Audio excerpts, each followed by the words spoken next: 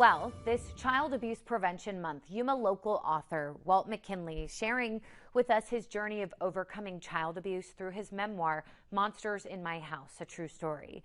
Samantha Bird has a one-on-one interview with the author about his story and his goal to inspire those still on their journey to recovery.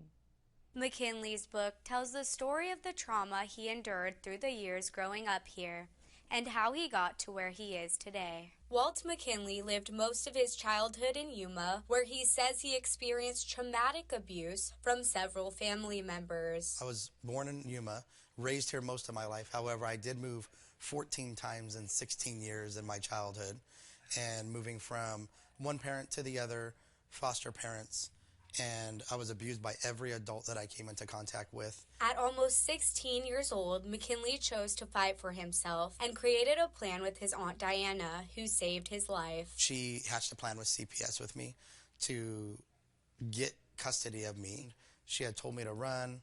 I ran the night that it happened. He punched me in my head in front of 5 of my friends twice, and 6 months later, I testified against him, and the court officially gave custody of me to her. Saying he lived with his aunt until he was almost 19, and soon after joining the U.S. Navy and meeting his wife of 22 years, now with 2 daughters. McKinley says he retired as a naval intelligence officer after 20 years of service and became an executive in a Fortune 300 company within a couple of years. In 2021, he says he reached a point where he knew he needed to follow his calling in life, writing his story to show everyone that your history does not define your legacy. McKinley says he hopes his book can inspire people to heal and overcome child abuse or any other struggle they face. Reporting in studio, Samantha Bird, News 11.